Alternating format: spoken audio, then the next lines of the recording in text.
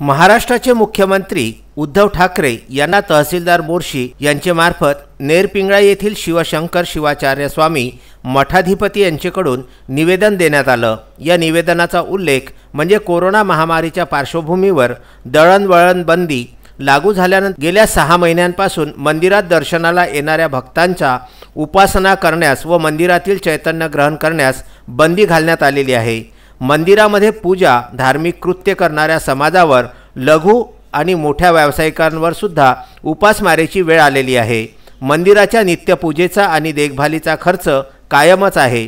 राज्य सरकारने मंदिरांच्या देखरेखीसाठी अजून कोणतेही पॅकेज जाहीर केलेले नाही आणि मंदिरामध्ये पूजा, धार्मिक कृत्य करणाऱ्या समाजाला देखील कुठलेही आर्थिक मदतीचे आश्वासन दिलेले नाही। तरी राज्य शासनाला गुरु गंगाधर स्वामी संस्थान नेरपिंगळाई मठाधिपती शिवशंकर शिवाचार्य स्वामी यांनी विनंती केली। महाराष्ट्र आणि विदर्भातील सर्व मंदिरे विश्वस्त यांच्या वतीने राज्य सरकारने मंदिरे भक्तांसाठी खुली करावी, याकरिता जी नियमावली असेल त्याचे ते पूर्णपणे पालन करतील अशी ग्वाही सुद्धा या निवेदनामध्ये देण्यात आलेली आहे।